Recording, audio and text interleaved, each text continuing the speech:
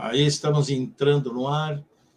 Olá, pessoal, boa noite, bom dia ou boa tarde. Estamos iniciando o programa O Ponto da Política. Este programa vai ao ar direto da cidade de Piraquara para o Brasil e para o mundo. Hoje é sexta-feira, 22 de setembro de 2023. São exatamente 19 horas e 58 minutos. E eu digo, informo que este espaço ele visa um debate democrático entre pessoas, entre indivíduos ou grupos, com pontos de vistas diferentes ou iguais, tá? E é um local onde os entrevistados ou debatedores, convidados nossos, apresentem aí argumentos em relação às perguntas aqui colocadas, para defenderem suas ideias. E esta é a única e principal intenção deste programa. Hoje nós vamos falar sobre uma notícia que está poluindo, está tomando conta dos jornais, dos periódicos, que as notícias todos os dias, uma notícia de ontem já aparece meio requentada hoje e tudo, mas tem pessoas, às vezes, que não tiveram oportunidade de ver essas notícias, algumas notícias, e a gente, às vezes, repete notícia de um dia anterior e tal, e também falamos das notícias quentes, do dia. Bolsonaro tentou apoio dos militares para dar o golpe e se deu mal, pelo jeito. Pelo jeito, não, se deu mal, porque o golpe ainda não aconteceu. Esperamos que não aconteça. O líder do PL disse que Mauro Cid tem que ser demitido do Exército. Lembrando que o PL é o partido do Bolsonaro. Bolsonaro foi delatado, e mais alguns bolsonaristas e militares dentro foi delatado pelo tenente-coronel Mauro Cid. Então, você veja como é que está a coisa, E também um deputado bolsonarista virou réu, por transfobia. Deputado de Minas Gerais, lá de Minas Gerais, deputado federal Nicolas Ferreira, não me lembro o nome dele, nós vamos ver na sequência.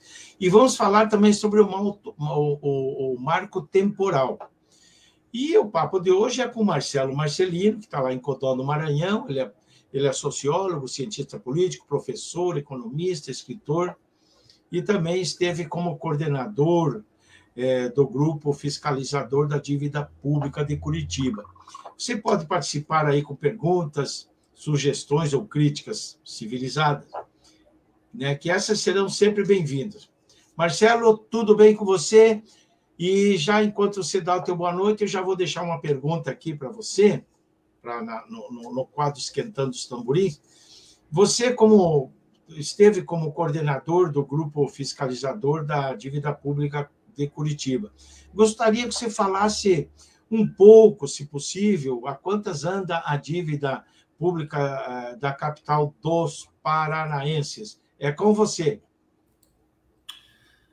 Boa noite, nobre Chicão Sumavila, telenautas que nos seguem e vão nos seguir também um pouco lá na frente, que não tiveram oportunidade de acompanhar agora, E as lives com o Chicão são sempre muito atrativas, Sempre tem gente que compartilha, inclusive, que assiste depois dela acontecer, ao vivo.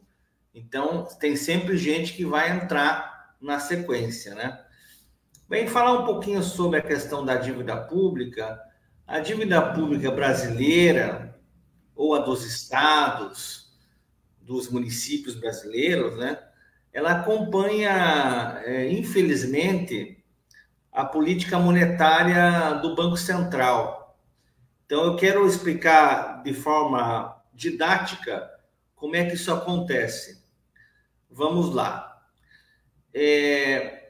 Todo mundo sabe que a dívida, no tocante geral, ela aumenta demais com a taxa de juros.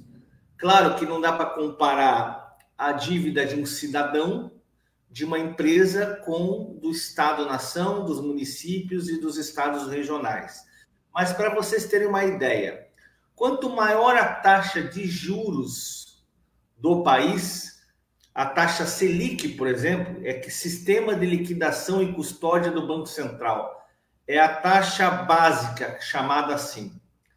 Essa taxa básica, ela serve como referência das demais taxas de juros da economia, apesar da sua discrepância.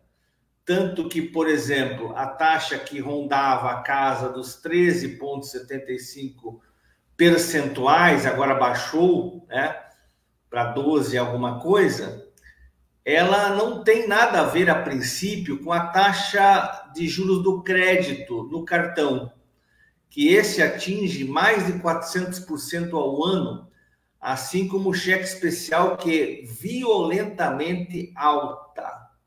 São taxas que abocanham uma fatia enorme do orçamento das pessoas física e jurídica no Brasil, tá? Mas ela serve mesmo assim como referência da subida ou da permanência de uma elevada taxa de juros para todos os brasileiros.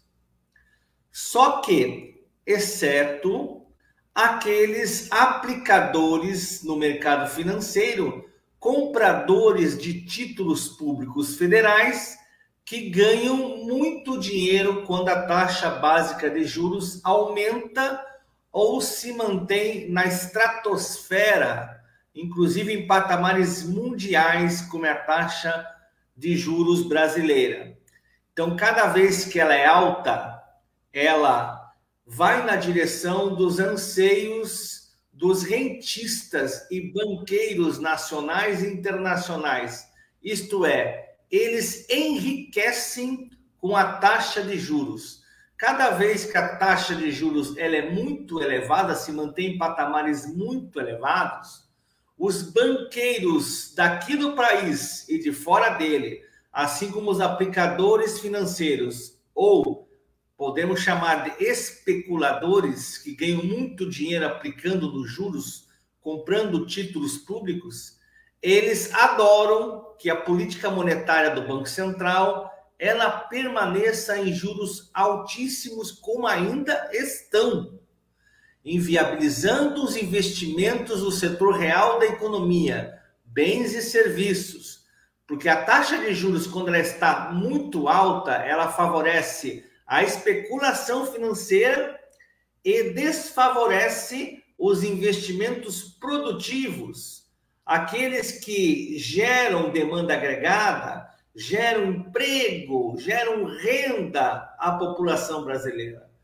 Então, cada vez que os juros são altos, eles só favorecem meia dúzia de bilionários daqui do país e de fora, que adoram especular sem trabalhar, apenas ganhando dinheiro com juros e correção monetária do suado dinheirinho do brasileiro. Porque quem paga essa taxa de juros para os rentistas e os banqueiros é o povo, através dos impostos.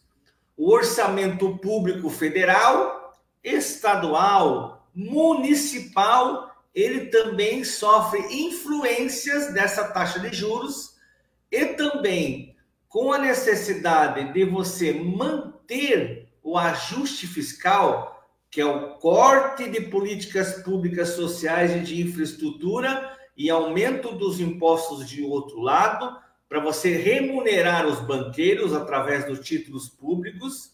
Quando acontece esse processo, a população empobrece, o povo fica sem recursos, fica sem políticas públicas, porque não tem dinheiro no orçamento para fazer as obras do Estado, não tem dinheiro para a saúde, não tem dinheiro para a educação, para a cultura e para outras formas de empreendimentos que geram emprego e renda. Além de tudo, a dívida ela cresce com a taxa de juros. Cada vez que a taxa de juros se mantém muito elevada, a dívida pública financeira ela explode, como é o caso agora no Brasil, que ela já ultrapassou 8 trilhões de reais. Isto é, dá 80% do PIB aproximadamente. E não haveria necessidade nenhuma disso acontecer, porque o governo brasileiro não teria por que pegar dinheiro emprestado. Ele fabrica o dinheiro porque ele detém a Casa da Moeda, uma instituição estatal. Ele detém o Banco Central, que é o banco dos bancos brasileiros, o fiscalizador, o intermediador, aquele que regularia o mercado financeiro, mas ele não faz, ele faz em favor dos banqueiros e dos rentistas. Então, a situação dos municípios, ela acaba agravando muito também em detrimento disso. Dívida pública muito alta, ela endivida não só o Estado Nacional, a União ou a Federação, mas ela também endivida os 26 estados, mais o Distrito Federal, e os 5.570 municípios brasileiros, a grande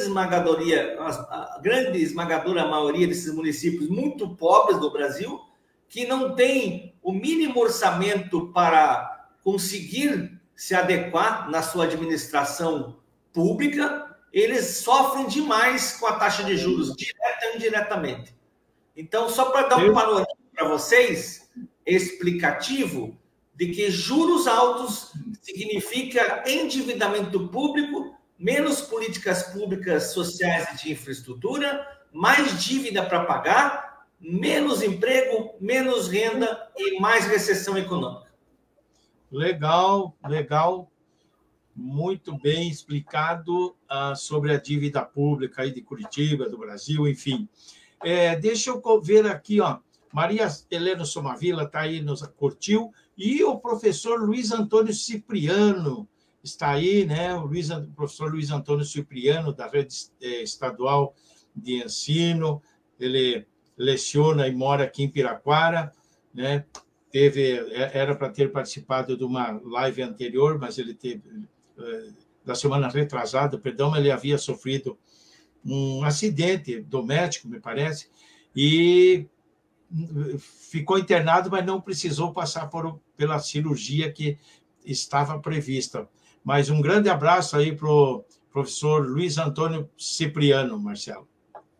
Então, o mesmo abraço todo caloroso ao amigo Cipriano, uma pessoa digníssima, de muito valor, um companheiro de luta, perseverante e de uma qualidade intelectual muito, digamos assim, aperfeiçoada, não só no que tange a filosofia, que é a disciplina que ele leciona, mas a política atuante e militante como professor da Rede Pública Estadual de Ensino. Valeu, legal. Deixa eu ver algumas participações aqui. Este aqui, sempre aparece um. Aqui, ó, o professor Luiz Antônio Cipriano. Ele diz, boa noite, camaradas. Sobre as instituições do Estado burguês capitalista, numa sociedade antagônica, está a serviço dos interesses do capital, né? Esses fatos a que vivemos não condiz com esse fundamento? Diz o professor, ele faz uma pergunta, né? E deixa eu dar aqui o Dércio Maicote, lá de Pinhais. Um grande abraço, Dércio. Se puderem compartilhar aí a nossa live, a gente agradece muito por isso. O professor Luiz Antônio Cipriano fala, por que o governo Lula não promove a política de auditar a dívida pública? É uma boa pergunta essa aí, Marcelo, antes da gente entrar no debate aí, né? Bem, então, mais uma vez, um grande abraço ao Cipriano. Abraços ao Cipriano nunca é demais, né? Vale lembrar. Bem, a pergunta ela é corriqueira de muito tempo já, porque, na verdade, o governo Dilma ele já deveria ter sacramentado, ratificada essa posição de fazer auditoria, porque tinha passado pelo Congresso naquela oportunidade há cerca de 10 anos atrás. E a Dilma não quis fazê-lo.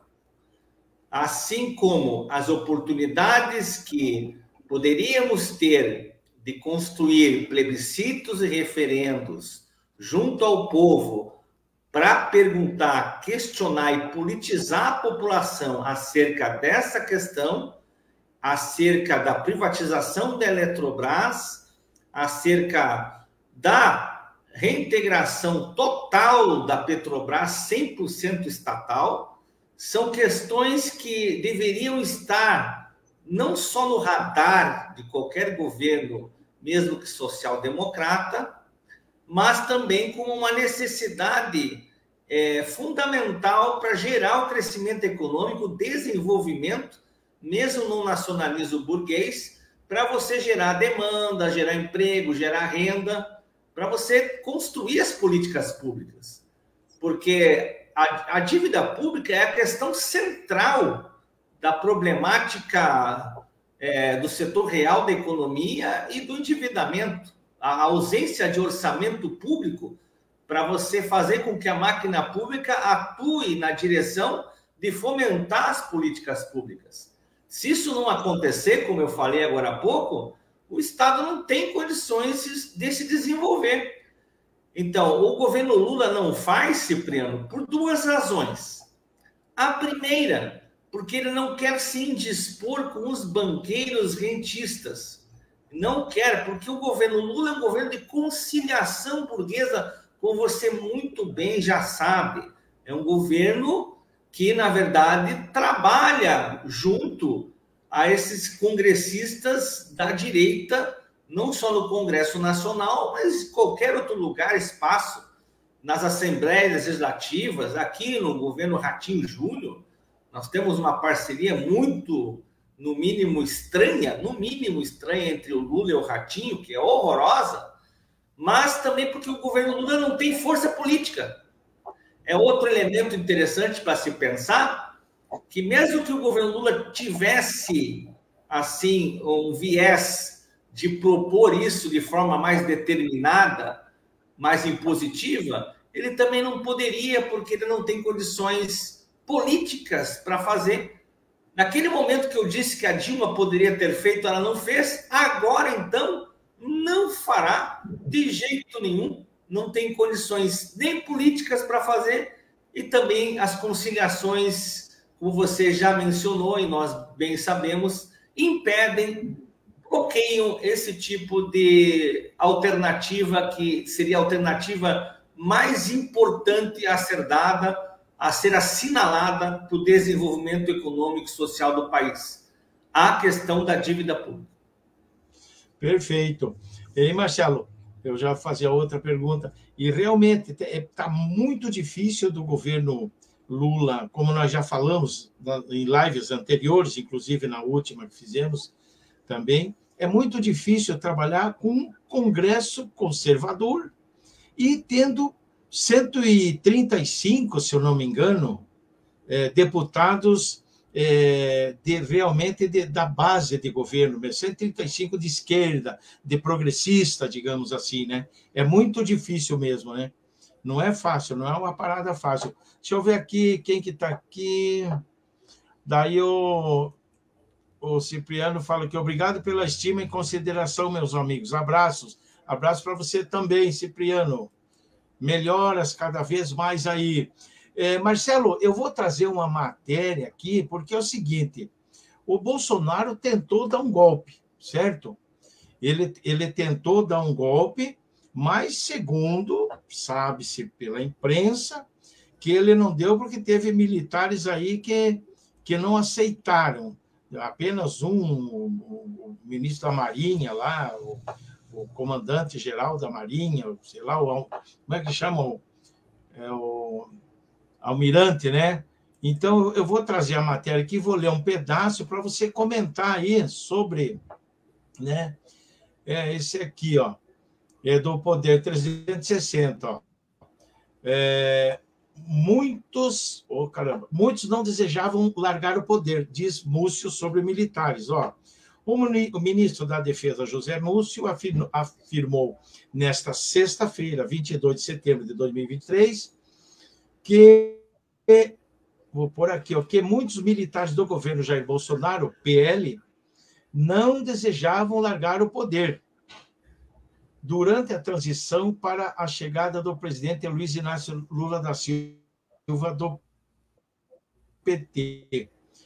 Na realidade, diz aqui Múcio, a gente percebia que muita gente não desejava sair do poder, largar o poder. Dia 1º de janeiro, as Forças Armadas garantiram a posse do presidente e estamos vivendo a nossa plenitude democrática, fecha aspas, declarou Múcio ontem na saída do Ministério.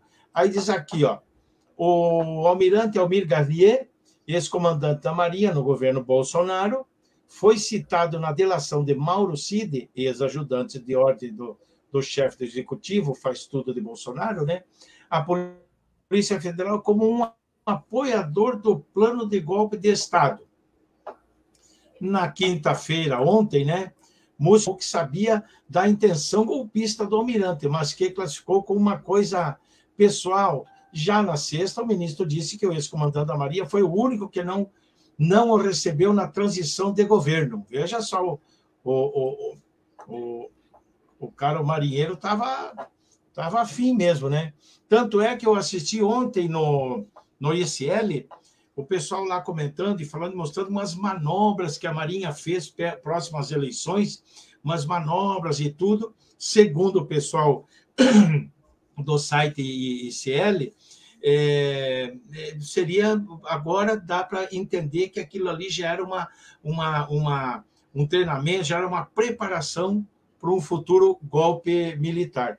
Sobre a possível convocação de Garnier para a CPI, Comissão Parlamentar de Inquérito, dia 8 de janeiro, Múcio afirmou que o presidente da comissão, o deputado Arthur Maia, do União lá da Bahia, e a relatória Elisiane Gama, do PSD do Maranhão, são soberanos na escolha.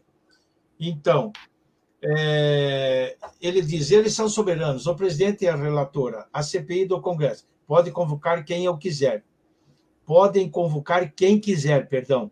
Eu acho que, se for para esclarecer, eles têm toda a autoridade, têm poder para fazer tudo isso, declarou o ministro. O que você tem a dizer sobre essa situação, essa situação da possibilidade do golpe, etc. e tudo? Em primeiro lugar, essa conversa de golpe, né? Ela já tinha sido desmascarada já há muito tempo, né? Porque é o seguinte, nós já tínhamos conversado aqui, eu e você, Chicão Somavila, que, na verdade, o golpe não iria acontecer. Tanto é que você teria que ter, para dar um golpe, todo um clima favorável, toda uma estrutura golpista que tivesse a imprensa burguesa, tivesse as grandes corporações nacionais e estrangeiras, você tivesse os banqueiros e você tivesse o imperialismo americano. Como é que se dá golpe sem os militares americanos, sem o aval do imperialismo americano e sem o aval das grandes corporações? O pessoal, eu acho assim, Chicão, agora minha provocação aqui, o que falta é leitura política para o pessoal que fala isso. O pessoal tem que ter leitura política. O que é leitura política? Tem que entender o contexto. Como é que eu posso dar um golpe se eu não tenho o apoio central da burguesia, da classe dominante daqui de fora do país? Não tem como ter golpe. Se eu quero uma aventura política, essa aventura política não significa que seja um golpe que tome uma posição realmente de permanência de uma situação favorável para golpe. Mas não teve. Tanto é que teve uns que até ficaram entusiasmados, né, por uma questão que envolvesse o golpe. Mas a maioria dos militares não vão entrar nessa daí. Não vão mesmo. Não vão entrar por causa do Bolsonaro, não. Golpe é uma coisa muito séria. Eu vou fazer aquele exemplo ressuscitar aquele exemplo de 64. Em 1964, nós tínhamos o contexto da Guerra Fria.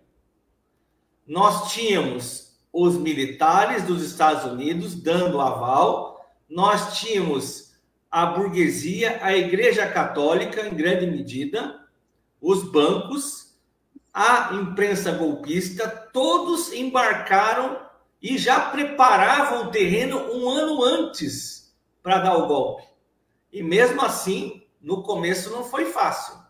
Agora, o Bolsonaro, que é minoria, vai conseguir? Não vai conseguir. Bolsonaro não ia conseguir um empreendimento como esse, um esforço como esse. Então, quem embarcou na loucura do 8 de janeiro, agora está sofrendo as consequências.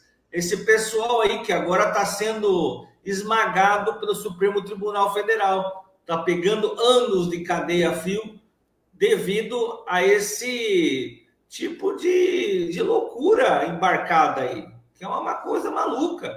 Assim por terem acreditado, por terem acreditado no Bolsonaro sem ter uma leitura política, como se falou.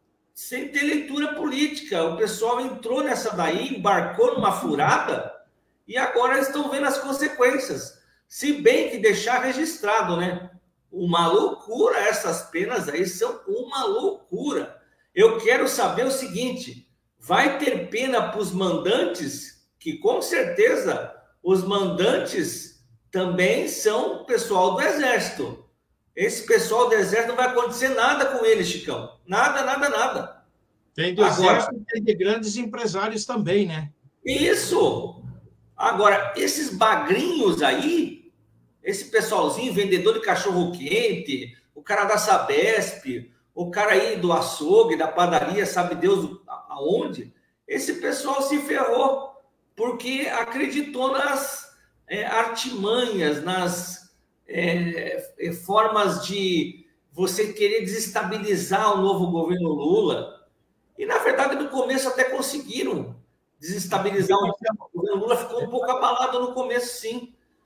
Marcelo, desculpe, mas veja só, apesar, né, as penas você acha muito alta e tal, tudo bem, eu não digo que eu concordo com isso, entende? Mas o que fizeram vão ter que pagar.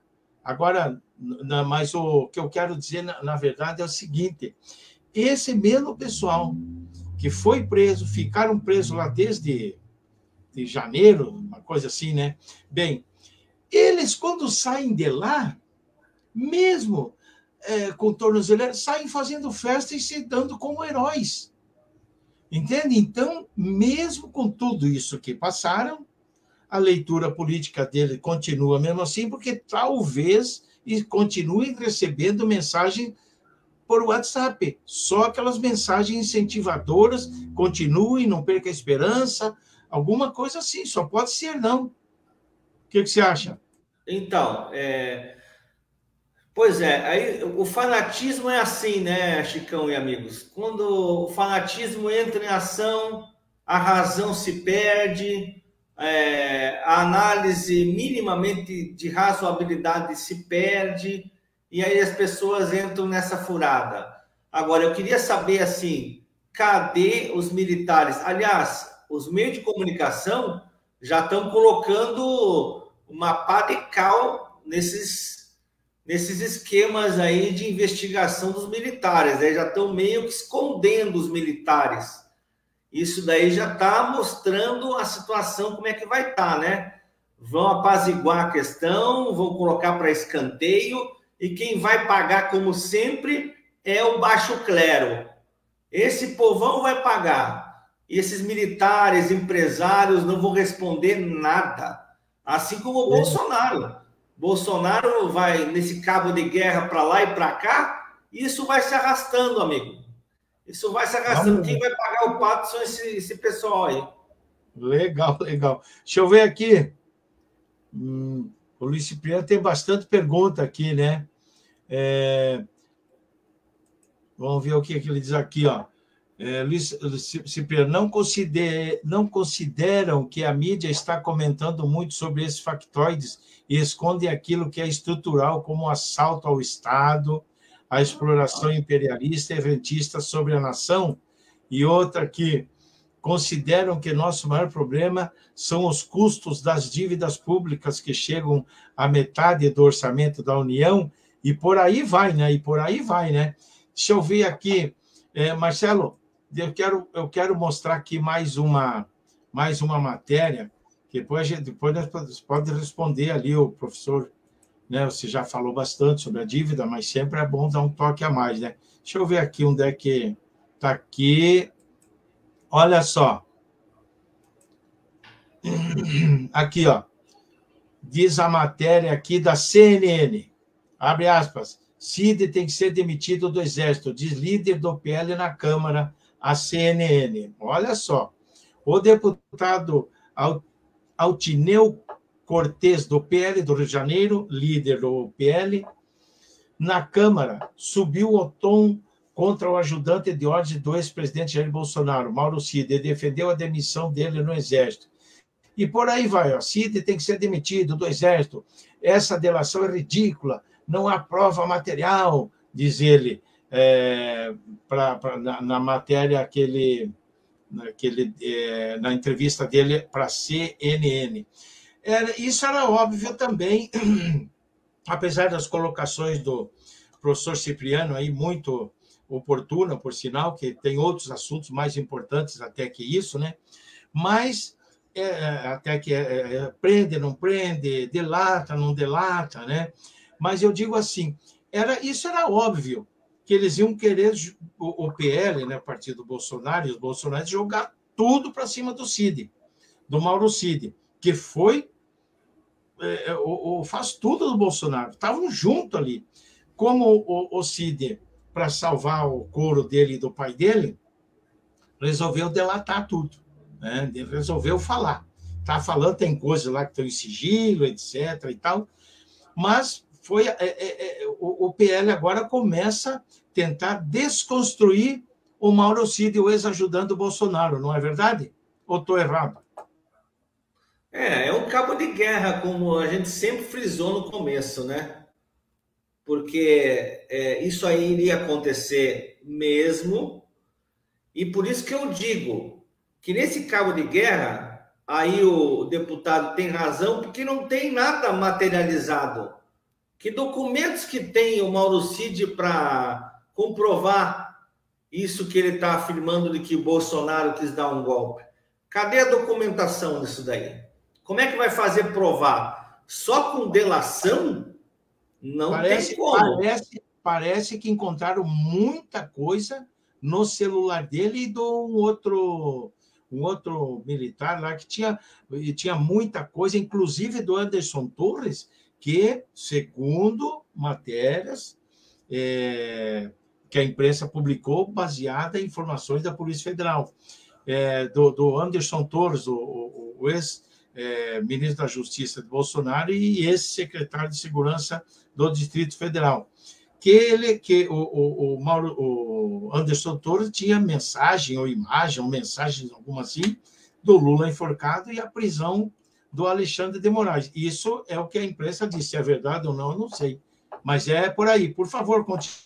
Pois é. Então, aí a gente tem uma guerra de narrativas aí, porque vai aparecer isso daí mesmo? Como é que isso vai acontecer? Agora, que pode ser que tenha, eu não duvido em nada. Eu acho que até tem muita coisa. Agora, precisa mostrar, precisa colocar ao público, com transparência isso. Verdade, perfeito. E aí, eu quero ver o que vai acontecer nessa negociata, nesse cabo de guerra, como é que eles vão chegar nesse acordo, porque vai ter um acordão aí, né? Como é que vai ser feito esse acordão, nós não sabemos ainda, não temos bola de cristal. Mas que vai ter um acordão, vai. Está muito típico e na cara. Vão se salvar os dois, no final das contas. Muito provavelmente. E quando o Cipriano faz esse comentário que ele fez, esses dois comentários últimos aí, ele chama atenção uma coisa muito importante. Porque realmente, se a gente olhar e observar essa discussão Mauro Cid, Bolsonaro. Essa discussão, que na verdade é uma batalha de narrativas, ela esconde muita coisa que estrutura o Estado brasileiro, que é justamente a questão da dívida pública. Essa baliza os investimentos ou a ausência deles, as políticas sociais, como eu falei, ou de infraestrutura, a máquina pública administrativa do Estado. Isso barra o desenvolvimento nacional, faz com que o país não tenha nenhuma perspectiva de soberania. Então, a dívida pública é central nessa questão. Enquanto nós estamos discutindo o Mauro Cid, o Bolsonaro, com certeza a boiada está passando. Qual é a boiada? A boiada dos rentistas, dos banqueiros bilionários deste país atrasado e periférico e tomado pelo imperialismo que é o Brasil, e a banca internacional, que adora que tenha um Campos Neto num Banco Central independente, administrando o orçamento do Tesouro Nacional em favor desta burguesia espúria que está aí. Essa que é a verdade. Mas, de outro lado também, o que é importante ressaltar é que a gente pode contextualizar essa questão que a gente vive aí entre governo Lula, Bolsonaro, os militares, e dizer o seguinte, que isso tudo, na verdade, são disputas políticas em torno de uma polarização enorme no país, onde a classe dominante também está com dificuldade de continuar sua saga numa crise política muito grande que o país vive. Eles vão tentar empurrar com a barriga isso daí, mas nós vamos ver até onde vai isso, porque a polarização ela continua crescente no país. Ela não apaziguou. O governo Lula chegou e a polarização continua. O que vai desembocar nessa polarização? Ainda nos próximos capítulos, nós ainda vamos ver. Legal. Marcelo, daqui a pouco nós vamos falar sobre o deputado, né, que foi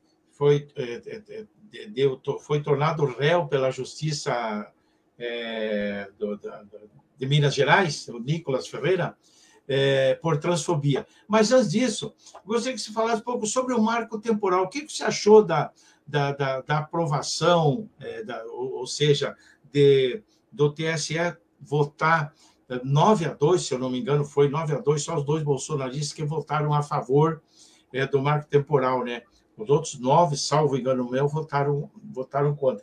O que você achou dessa decisão do Supremo Tribunal Federal? E parece que desagradou o Congresso Nacional. Lembrando que o Congresso, lá, enfim, os deputados e senadores, eles são conservadores. E provavelmente uma grande maioria poderia votar a favor do marco temporal em prejuízo aos povos indígenas que estão aí desde antes de 1500. Mas, em todo caso, qual que é a tua opinião? O que você achou dessa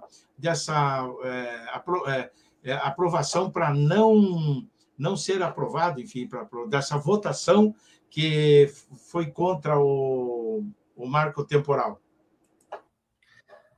O Supremo Tribunal Federal, ele vota, ele baliza suas posições não de forma jurídica, é de forma política.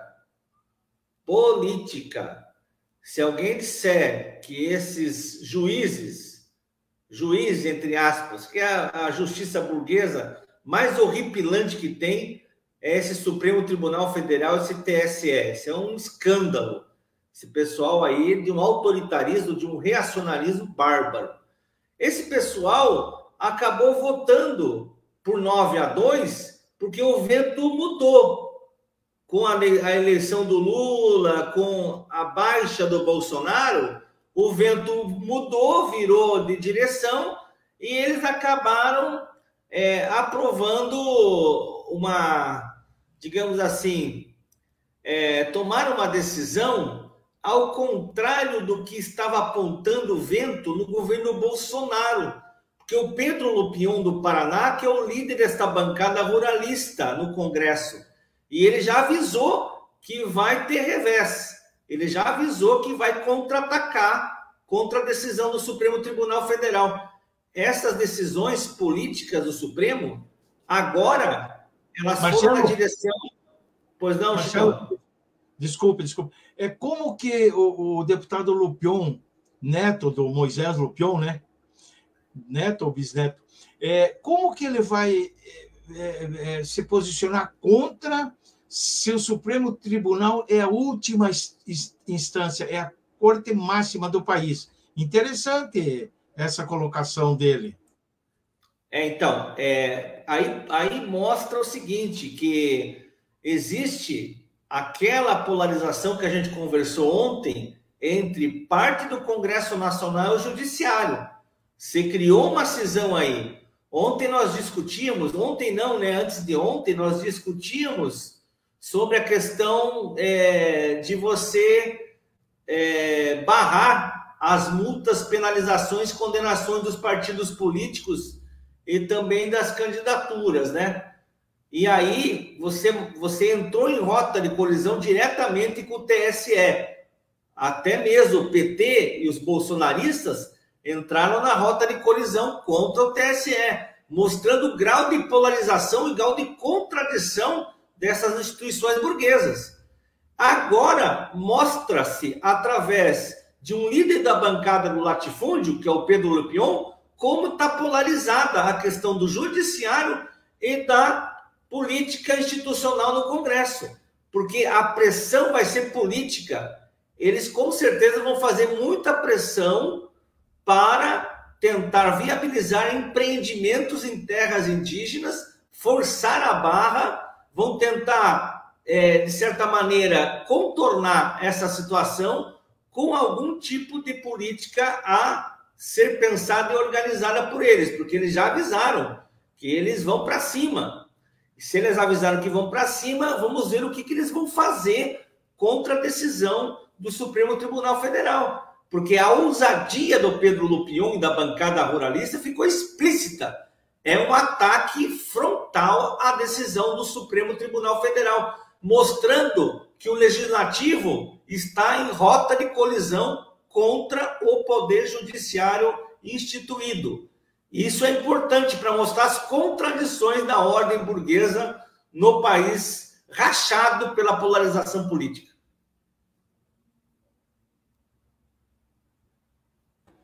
Perfeito. Deixa eu trazer uma matéria e depois eu vou ler aqui mais umas participações. Opa, deixa eu ler aqui, trazer essa matéria aqui.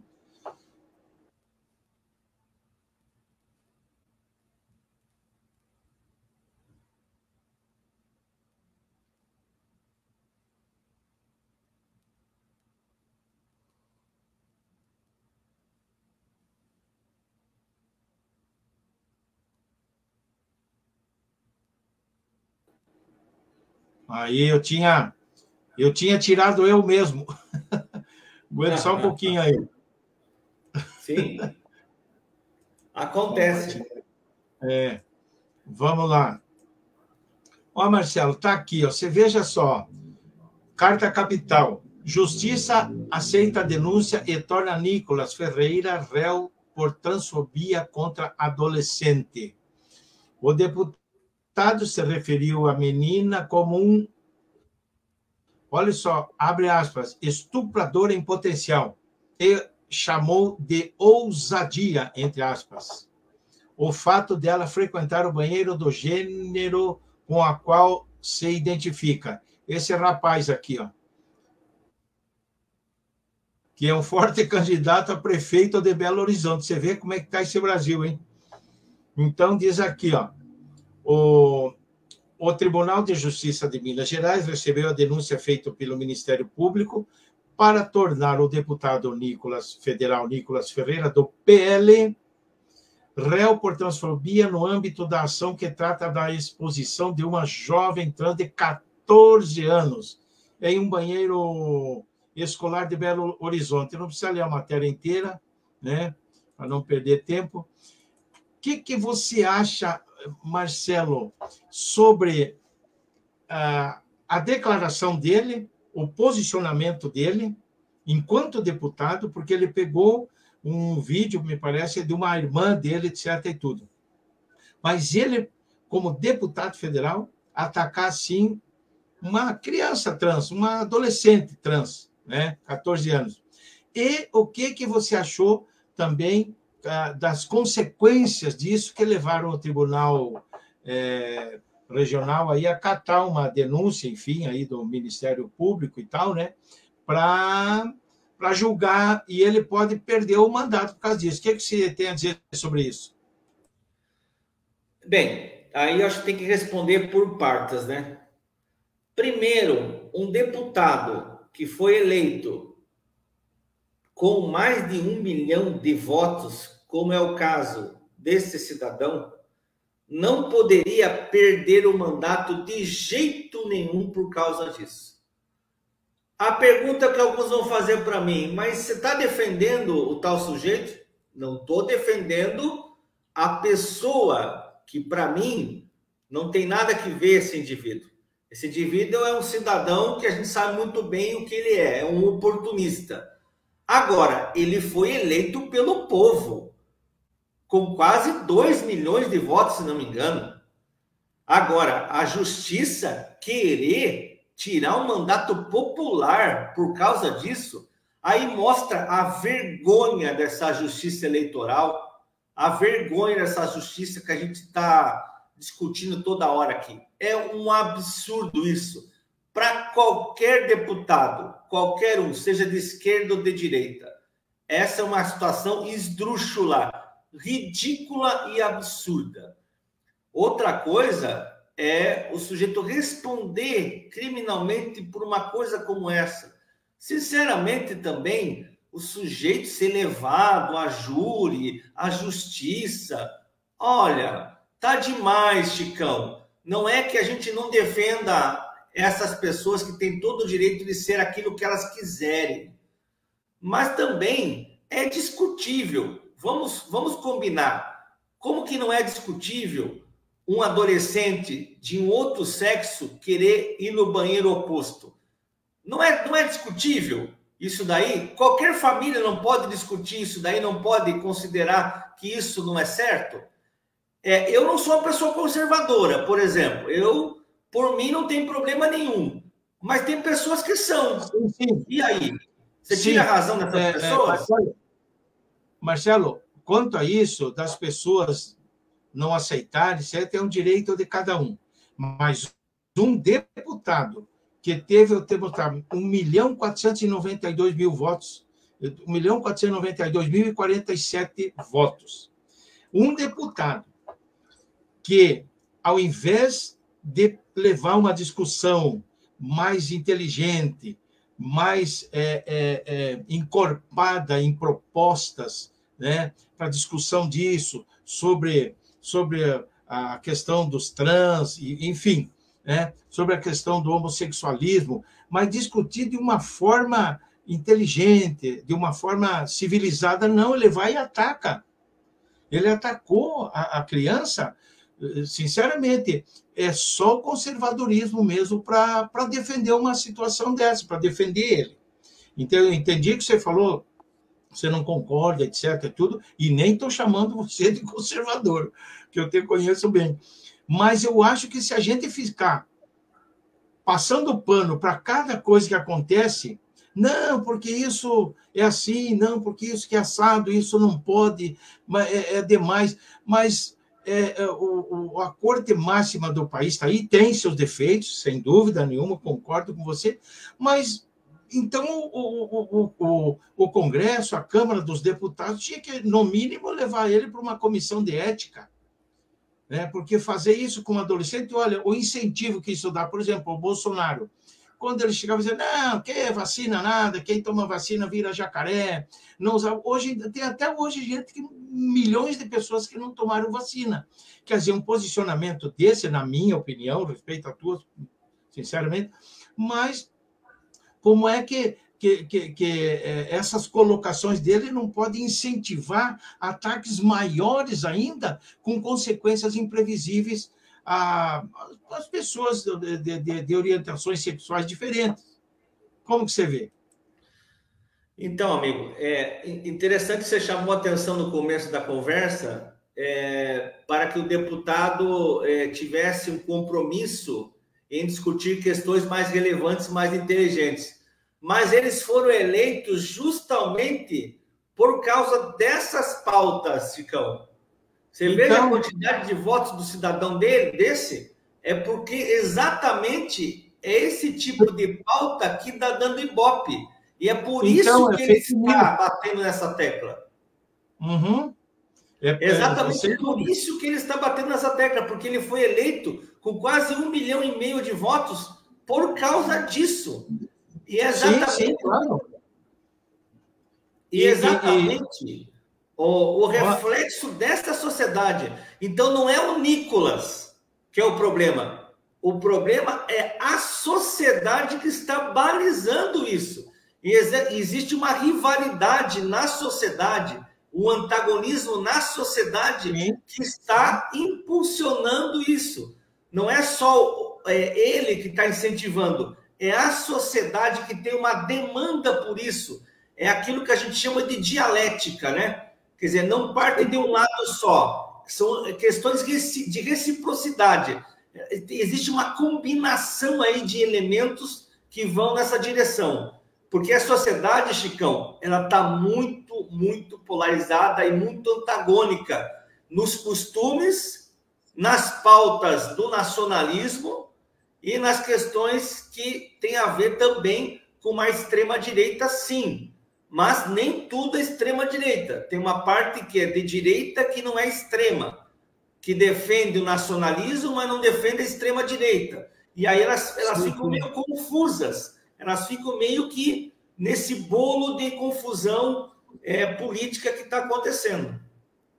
A tua colocação sociológica sobre o tema é muito interessante, sem dúvida nenhuma. Muito mesmo interessante. Porém, o outro lado de um deputado que não respeita, ou não reconhece, ou não sabe, ou não entende do que representa a liturgia do cargo, né? Esse é um problema danado. Agora, a sociedade, que você mencionou, e é uma verdade, ela é balizada no quê? No que houve daqui, dali, não tem uma leitura mais acadêmica, uma leitura mais aprofundada sobre esses temas. Então, qualquer fake news que saia de uma pessoa dessa, ele faz sucesso. Pô, o cara está com condições de ser o prefeito de Belo Horizonte, cara. Né? Mas vamos levar para frente, que tem 7 colocações aqui do professor Cipriano. Vamos ver deixa eu ver aqui, tem bastante aqui, cara. Bem... E pior, Chicão, só um comentário rapidinho. Vai firme. O pior que esta sociedade, se não tiver organização, mobilização popular com uma esquerda que faça contraponto, não vai ser a comissão de ética do Congresso, que é bolsonarista ou é de direita, corrupta, do centrão, que vai conseguir mediar essa situação. Veja o embrólio que está. A comissão de ética está com a Bia Kicis, né? Imagina. Que é do PL. Pois é, então aí que entra o judiciário, né? Mas vamos para frente, aqui o Cipriano diz: a ética desse povo de extrema-direita, com posição fundamentalista, é extremamente bárbara, diz ele aqui, ó. A ética desse povo de extrema-direita, diz o professor Antônio Cipriano, com posição fundamentalista, é extremamente bárbara. E ele fala também: essa moral do fundamentalismo religioso é exponencialmente hipócrita, diz ele. E é verdade, concordo mesmo, viu? Daí diz aqui também, mais uma: não exijam inteligência de quem se fundamenta apenas na Bíblia. Perfeito, é muito difícil mesmo. Marcelo, então, chegamos aí ao final do marco temporal. Nós falamos ou não falamos? Sim, falamos. Falamos, né? Então, tá certo, eu tinha deixado esse tema aqui por último. Então, Marcelo, estamos com 1 hora quase de programa aí. E chegamos ao final aí, eu deixo um tempinho para você falar alguma coisa que eu não te interpelei, não te perguntei, não te indaguei. Fique à vontade aí, para dar teu boa noite. Chicão e amigos, obrigado pelo espaço mais uma vez. Veja que pensar na caixinha é o que a gente não quer. A gente quer provocar uma reflexão e um pensamento, para que a gente não chegue aqui formatado. Porque, assim, o Congresso Nacional é um congresso reacionário, atrasado, conservador. Aí nós temos também um judiciário reacionário, um executivo que nós sabemos muito bem como é a máquina pública do executivo nas mãos de determinados governos, mesmo naqueles governos ditos de esquerda, onde tem ministros de ONGs que trabalham para o imperialismo norte-americano, e a gente tem vários desses aí, né? Nós temos Aniele Franco, Guajajara, Marina Silva, da Open Society, nós temos o Flávio Dino, nós temos o Silvio Almeida, são pessoas que trabalham para ONGs americanas, dentro do governo Lula. Fora 7 ministros do governo Lula que votaram pelo impeachment da Dilma dentro do governo.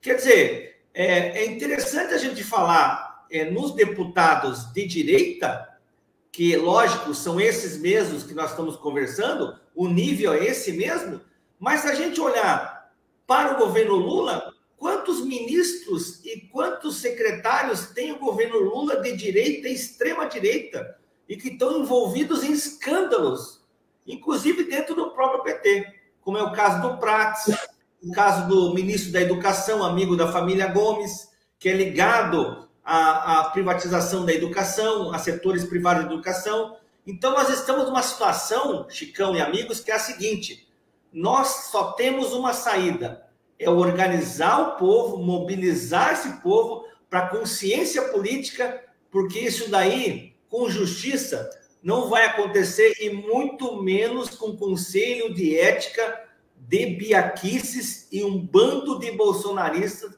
que querem a política para si próprios, para fazer seus negócios espúrios funcionarem.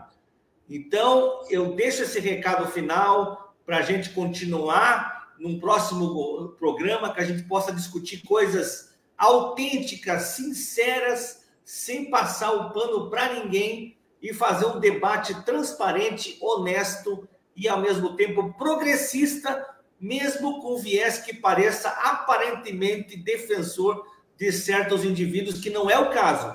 A gente não defende os indivíduos da direita, a gente defende alguns princípios norteadores. Por exemplo, deputado eleito pelo povo só pode ser retirado pelo povo e não por mais ninguém. Grande abraço a vocês todos e até o próximo programa. E diz aqui o professor Luiz Antônio Cipriani, sociólogo: boa noite, uma ótima reflexão, continue assim. A semana que vem vou fazer um novo contato com o professor Luiz Antônio Cipriano para fazer a live que ele não pôde nesses dias atrás aí. Legal, então, Marcelo, aquela foto, um grande abraço para você.